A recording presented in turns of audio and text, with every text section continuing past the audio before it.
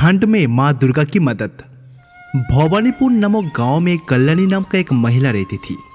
कल्याणी का 2 बेटे थे। बड़ा बेटा का नाम रंगा और छोटे बेटे के नाम गोपाल। कल्याणी दोनों बेटे की अच्छी परवरिश के लिए बहुत मेहनत किया। फिर शादी की उम्र होते ही दोनों की शादी कर दिया। अब कल्याणी का परिवार पूरा हो गया है। आज मेरा पूरा परिवार बहुत खुश है और ये सब दुर्गा माँ के कारण ही हुआ है। दुर्गा माँ का आशीर्वाद से आज मेरा दोनों बेटा अच्छा कमा रहा है, अच्छा व्यवसाय कर रहा है और अपना परिवार का भरण पोषण भी कर रहा है। कल्याणी इसी तरह से अपनी सहेली बनजा से कहती है, अरे तुम्हारा बेटों का तो हाल ही में शादी हुई है, अभी भी काफी समय है, वो किसी भी समय अपना मन बदल सकता है। नई बहू है, कभी भी तुम्हारे बेटों का मन बदल सकती है, सावधान रहना। मुझे अपने बेटों पर भरोसा है, वो ऐसा कभी नहीं कर सकते। जिन लोगों ने भी ऐसा कहा है उन्हें बाद में बहुत कष्ट हुआ है। अभी भी कुछ नहीं बदला। संपत्ति का एक बड़ा हिस्सा अपने नाम रखे, क्योंकि तुमने सारी संपत्ति परिश्रम से अर्जित की है।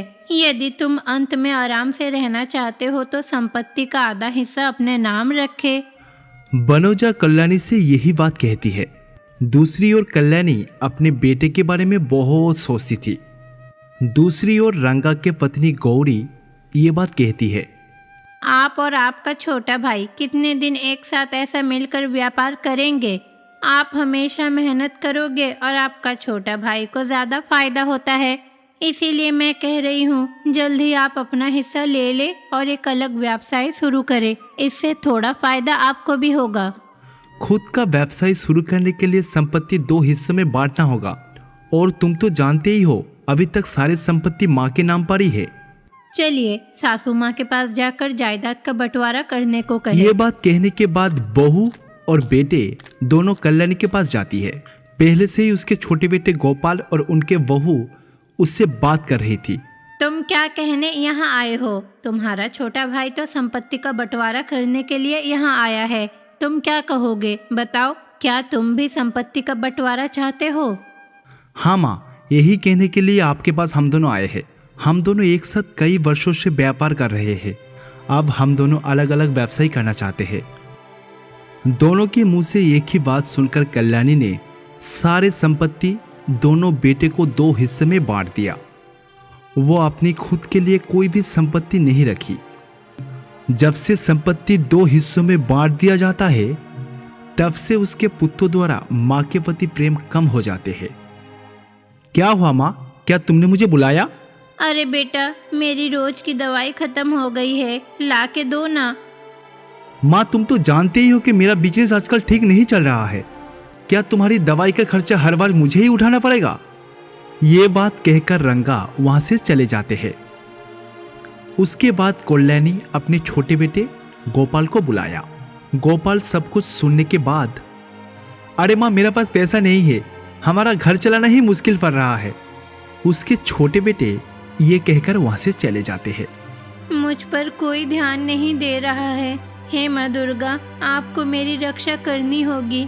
मैंने अपने बेटों को पालने के लिए बहुत मेहनत की, अब तो मैं उनके लिए बोझ बन चुकी हूँ। उनमें बदलाव तुम्हें ही लाना होगा माँ।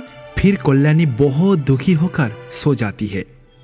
आधी रात को माँ दुर्गा उनके घर में प्रकट हुए। माँ दुर्गा ने देखी कि बेचारी कल्याणी सो रही थी।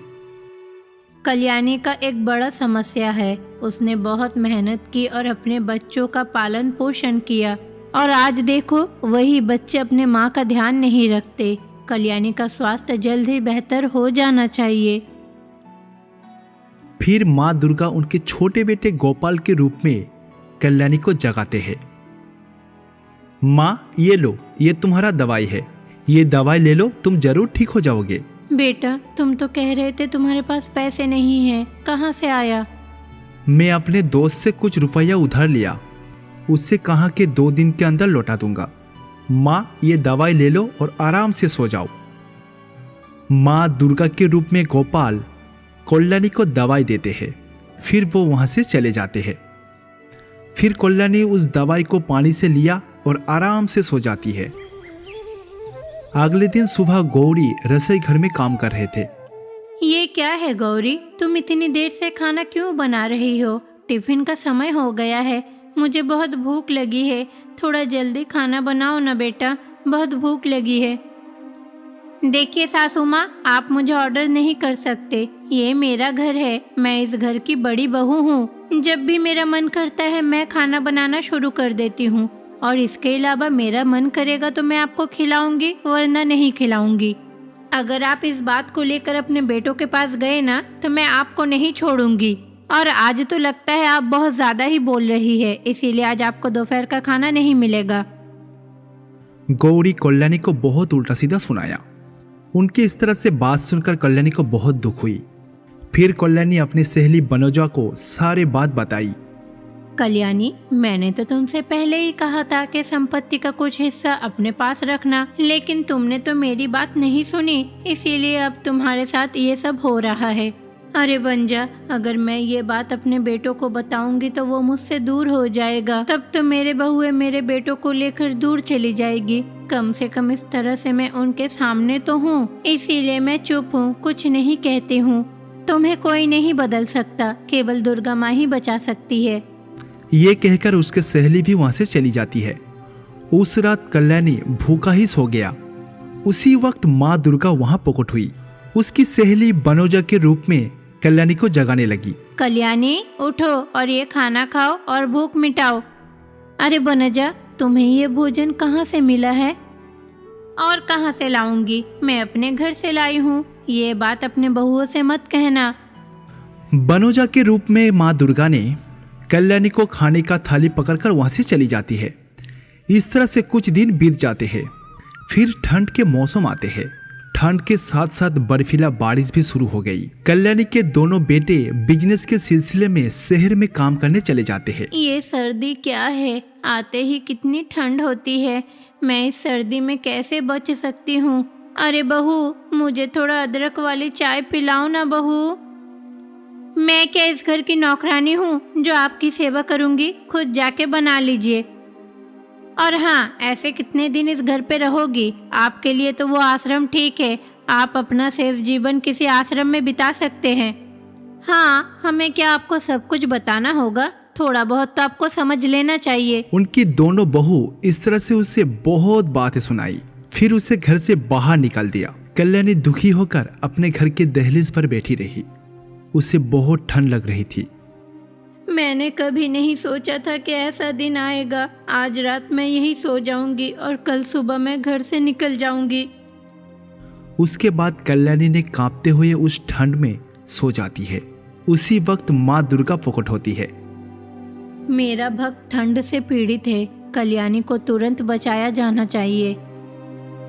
उसके बाद माँ दुर्गा सोने का एक ब्लैंकेट उसके शरीर पर चढ़ा देती है। उसके बाद कल्याणी आराम से सो रही थी। खिड़की से उसके दोनों बहू सब देख रही थी। फिर वो दोनों बाहर आई। उनकी दोनों बहू माँ दुर्गा को नहीं देख पा रही थी, पर माँ दुर्गा उन दोनों को देख पा रही थी। अरे, मुझे नहीं पता था कि इस बुढ़िया के पास इतना सुंदर कंबल है। कंबल को भी सोने के धागे से सजाया गया है। चलो तुरंत इस कंबल को चुरा लेते हैं। उसके बाद उसके दोनों बहू उसके शरीर से ब्लैंकेट छीनने की कोशिश करती है। ये सब देखकर माँ दुर्गा बहुत ही क्रोधित हो जाती है। माँ दुर्गा उन दोनों को दर्शन देती है। तुम दोनों गलती पर गलती करते रहते हो। तुम दोनों ने तो मेरा भक्त को घर से बाहर निकाल दिया है, बल्कि मैंने उसके लिए जो सुनहरा कंबल उड़ाए थे उसे भी चुरा लिया। अब मैं तुम्हें नहीं छोड़ूंगी। ठीक उसी वक्त कल्याणी का नींद खुल जाती है। हे माँ दुर्गा, क्या हुआ? आप मेरी बहुओं पर त्रिशूल क्यों उठाई हो? बताओ ना। कल्याणी इस तरह से पूछने पर माँ दुर्गा ने सारे बात उसे बताई। बच्चे तो गलती करते हैं, कृपया उन्हें माफ कर दीजिए। कल्याणी माँ दुर्गा को उन दोनों बहू को क्षमा कर देने के लिए कहती है। देखो, मेरा भक्त को तुम दोनों ने कितना परेशान किया, फिर भी वो तुम्हें बचाना चाहते हैं। आज उनके वजह से तुम दोनों बच गए, वरना मैं तुम्हें नहीं छोड़ती। हे माँ दुर्गा, हमें क्षमा कर दीजिए। हाँ माँ, हमें खेद है, हम ऐसा दोबारा कभी नहीं करेंगे। अपने सासू माँ का बहुत अच्छे से ख्याल रखेंगे। उसके बाद उनके दोनों बहू माँ दुर्गा से क्षमा मांगती है। माँ दुर्गा उन दोनों को चेतावनी देकर वहां से गायब हो जाती है। उस दिन के बाद से उनके दोनों बहू कल्याणी का बहुत अच्छे से ध्यान रखने लगी। एक गांव में सुजाता नाम की एक महिला रहती थी। वो बहुत ही अच्छी लड़की थी और माँ दुर्गा की बहुत बड़ी भक्त थी। जब भी उसे समय मिलता था वो माँ दुर्गा की पूजा करती थी। उसकी पति की नाम शंकर है। वो पैसा का पति बहुत ही लालची था। वो सुजाता को दहेज के नाम पर प्रताड़ित करता था। शंकर का माँ का नाम था सुलोचना देवी। सुलोचना देवी भी शंकर की तरह पैसा का दीवानी थी। सुजाता, अगले 2 दिनों में हमारे एक रिश्तेदार की शादी होने वाली है। मुझे उस शादी में जाना है। अच्छा ठीक है माँ जी, मैं तुम्हें जाने या ना जाने के लिए नहीं कह रही हूँ। किसी शादी में जाने का मतलब है कि आपको सोने का गहनों की जरूरत है। तुमने तो हमें विवाह के समय दहेज में इतना सोना तो नहीं दिया, अब तो सोना दे दो। सोने का नेकलेस का व्यवस्था करो, मैं उस हार को पहनकर शादी में जाऊंगी, ठीक है? माँ जी, मैं इसकी व्यवस्था कैसे कर सकती हूँ बताइए। शादी के 2 साल बाद भी उन्होंने मुझे एक साड़ी तक नहीं दिए। मुझे बताइए फिर वो सोने का नेकलेस कहाँ से देंगे? अरे तुम क्या पागल हो? मैंने क्या कहा कि मेरे बेटे से जाके मांगो? मेरे बेटे से नहीं, अपने घर वाले से जाके मांगो। उन लोगों से पैसे लो और एक नेकलेस खरीद के लेकर आओ। जाओ जल्दी करो। माँ जी, क्या आप मेरे मायके वालों का हाल अच्छी तरह से नहीं जानते? जानकर भी आप ऐसे क्यों कह रहे हैं? उन्होंने मेरी शादी करने के लिए कड़ी मेहनत की। वो आज भी उस समय का कर्ज चुका रहे हैं। मैं कैसे कहूँ? इन सब का मुझसे कोई लेना देना नहीं है। मैं तुम्हारी परेशानियों को सुनने के लिए यहाँ बैठी नहीं हूँ। मुझे जो ठीक लगा मैंने वो कहा। अब कहाँ से लाओगी तुम्हारी जिम्मेदारी है, वरना घर छोड़ के चली जाओगी। सुलोचना सुजाता को अपने मायके में चले जाने के लिए कहती है। उसकी सासू माँ की ऐसी बात सुनकर उसे बहुत दुख हुई। वो दुखी होकर रसोई घर में काम कर रही थी। तभी उनके पास उनका पति आया। सुजाता, मुझे 10,000 रुपया अभी चाहिए। तुम तो स्कूल में नौकरी करते हो, इस महीने जो सैलरी मिला है वो पूरा पैसा ही मुझे दे दो। मुझे अभी तक वेतन नहीं मिला है, जब मिलेगा मैं आपको दे दूंगी। लेकिन मेरी सैलरी तो सिर्फ 8,000 है, मैं और 2,000 रुपए कहाँ से लाऊं? जो लोग तुम्हें जन्म दिया है तुम अपना माता पिता के पास जाओ और उन लोगों के पास जाकर अभी मेरे लिए 2,000 रुपया लेकर आओ। वो लोग अगर नहीं देंगे तो तुम अपने पिता के बारे में बताओ, उन लोगों के सामने गिड़गिड़ाओ। ऐसे करोगे तो वो जरूर देंगे। उसके बाद शंकर वहां से चले जाते हैं। दूसरी ओर उसके पति शंकर की ऐसी बात सुनकर सुजाता को बहुत दुख हुई। वो अपनी मन में कष्ट सहते हुए घर का काम करने लगी। उसके बाद वो तैयार होकर स्कूल में जाने लगी। बीच रास्ते में दुर्गा के मंदिर आते हैं। फिर सुजाता माँ दुर्गा के मंदिर में जाते हैं। हे माँ दुर्गा, मुझे समझ में नहीं आता कि मेरे जीवन क्या है। मेरे माता पिता ने मेरी शादी करवाने के लिए बहुत मेहनत की। शादी के दौरान काफी कर्ज लेना पड़ा। अफसोस की बात है कि वो अभी उन कर्जों को चुका रहे हैं। मेरे मायके वाले सोचते होंगे कि मैं वहाँ बहुत आराम से हूँ, लेकिन सच तो ये है कि मैं यहाँ एकदम कुचल जा रही हूँ। पैसों के साथ सोने का नाम पर मेरे परिवार वाले मुझे बहुत परेशान कर रहे हैं। अगर नहीं मिलेगा तो मुझे मायके भेज देंगे। मैं अपने माता पिता के पास वापस कैसे जा सकती हूँ, जो अभी तक मेरे वजह से संघर्ष कर रहे हैं। हे माँ दुर्गा, अब कृपया करके आप ही मेरी इस समस्या का समाधान करें। इस तरह से सुजाता अपनी मन की व्यथा माँ दुर्गा को सुनाती है। उसके बाद वो मंदिर से सोजा स्कूल में चले जाते हैं। स्कूल में जाकर वो सारा दिन बच्चों को बहुत ही मेहनत से पढ़ाती थी। इसी तरह से सुजाता हर दिन माँ दुर्गा की मंदिर में जाती थी और माँ दुर्गा को अपनी परेशानी के बारे में बताती थी। इस तरह से और कुछ दिन बीत जाते हैं। माँ जी, ये लीजिए आपकी कॉफी। कॉफी ही नहीं, कुछ दिन पहले मैंने तुमसे सोने का एक हार मांगा था, उसका क्या हुआ पहले वो बताओ। मैंने तो आपसे कहा था कि सोने के हार के बारे में मैं मायके में कुछ नहीं कहूँगी, मैं नहीं ला पाऊंगी। सुजाता उसके सासू माँ को ये कहने के बाद वहाँ से स्कूल चले जाते हैं। उसकी बात सुनकर सुलोचना को बहुत ही गुस्सा आती है।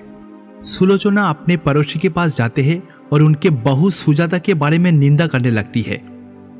अरे कांतम्मा, आप जानती है कि मेरी बहू कैसी है? वो घर में एक भी काम नहीं करती है, मुझे सारा काम खुद ही करना पड़ता है। इसके अलावा वो हर दिन मेरे बेटे द्वारा कमाए गए पैसे चुराती है। क्या आप जो कह रहे हैं वो सच है? आपकी बहू तो दिखने में बहुत अच्छी लगती है, वो क्या ऐसा काम कर सकती है? अरे आपको क्या लगता है वो हर दिन बहुत अच्छे से तैयार होकर स्कूल जाती है? कौन जानता है वो स्कूल जाती है क्या कहीं और जाती है। इसी तरह से सुलोचना पड़ोसी के सामने अपने बहू के बारे में बदनाम देने लगी और उसके बारे में उल्टा सीधा बात कर निंदा करने लगी। उसी दिन से गांव के सभी लोग सोचती है कि सुजाता बहुत ही घटिया औरत है। धीरे धीरे गांव की सभी लोग उससे बात करना बंद कर देती है और उसे बहुत ही ज्यादा नफरत करने लगती है।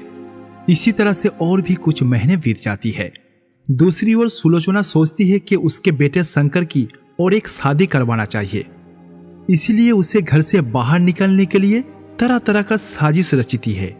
इसमें उसका बेटा शंकर भी सहमत है। सुजाता, मैंने तुमसे कितने बार कहा था कि 1 लाख रुपया मुझे दे दो, अभी तक तुमने नहीं दिया।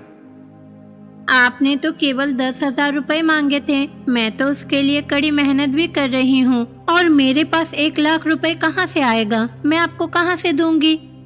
अरे क्या तुम 1 लाख रुपए भी नहीं दे सकते? क्या यही तुम अपने पति से प्यार करते हो? छी छी, ऐसे लड़की को छोड़ देना बहुत ही अच्छा है। हाँ माँ, आपने बिल्कुल सही कहा, इस लड़की को हम छोड़ देंगे। इस तरह से शंकर सुजाता को घर से बाहर निकाल देती है। सुजाता उन दोनों के सामने गिड़गिड़ाने लगी, फिर भी वो दोनों उसकी एक बात भी नहीं सुनी। आखिर में शंकर और उसकी माँ सुलोचना उसे घर से बाहर निकाल देती है। अब सुजाता कहाँ जाएगी? उसकी कोई घर भी नहीं है। फिर सुजाता गांव की हर एक पड़ोसी के पास जाती है, उसे आश्रय देने के लिए कहती है, पर कोई भी उसकी प्रति दया नहीं दिखाती है। तुम्हारी सास ने मुझे बताया कि तुम कैसी हो। यदि तुम जैसी लड़की को अपने घर में आश्रय देंगे तो पाप हमें घेर लेगा। तुम जाओ यहाँ से। इस तरह से गांव की हर एक प्रतिवेशी उसे बहुत उल्टी सीधी बात सुनाती है और उसे अपने घर में पनाह नहीं देती है। बेचारी सुजाता उस गांव से बाहर अंतिम छोर पर एक छोटी सी झोपड़ी बनाती है और वहां रहने लगती है। उस छोटी सी झोपड़ी में माँ दुर्गा की एक तस्वीर स्थापित करती है और उसकी पूजा करती है। मैंने कुछ भी गलत नहीं किया, लेकिन सब कह रहे हैं कि मेरी गलती है। माँ, तुम्हें मेरा न्याय करना चाहिए। इस तरह से सुजाता माँ दुर्गा से प्रार्थना करती है। सुजाता इस तरह से प्रताड़ित हो रही थी। माँ दुर्गा को बहुत गुस्सा आती है।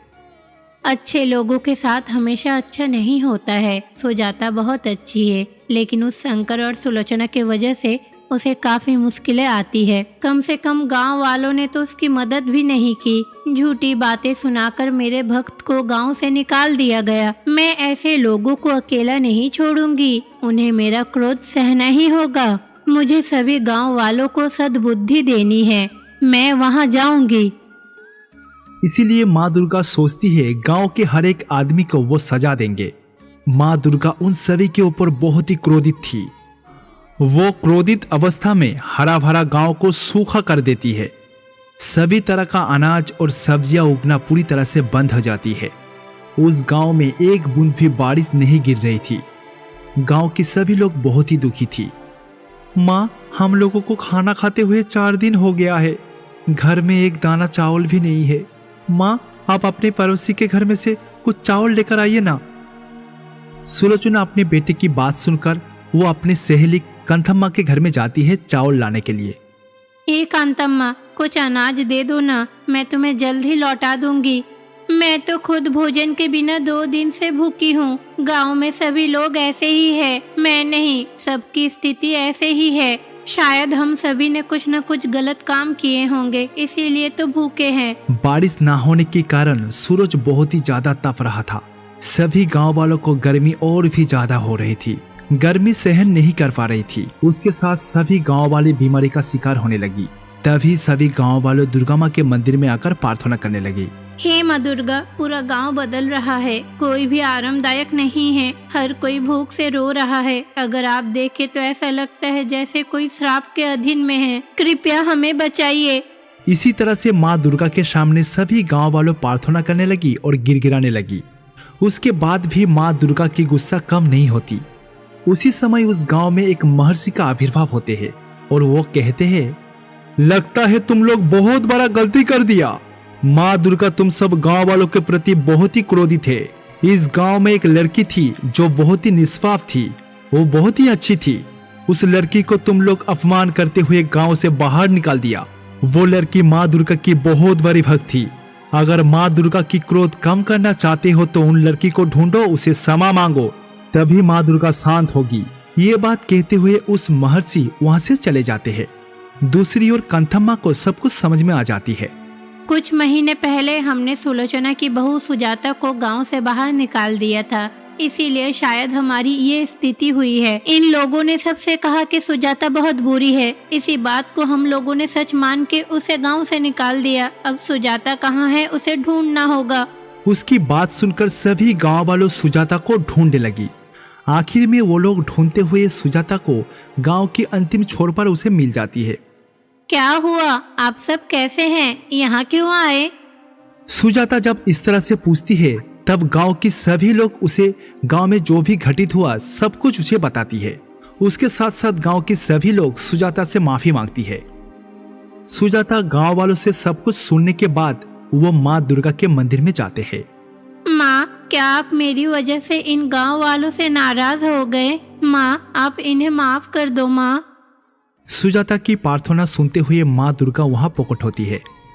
कोई भी माँ क्या खुश होगी अगर उसके बच्चे का अपमान हो? यदि आप कठिनाइयों का सामना कर रहे हैं तो मैं उसे कैसे देख सकती हूँ? इसीलिए इन सभी को सद्बुद्धि देने के लिए मैंने ये सब किया है। हे माँ, हम समझ गए कि हमने क्या गलत किया है। हम ऐसा दोबारा कभी नहीं करेंगे। सुजाता का अच्छे से ख्याल रखेंगे। सिर्फ सुजाता नहीं, किसी भी बच्ची पर अत्याचार ना करे। हर लड़की अपनी जिंदगी गुजार देती है हमारी देखभाल करने में।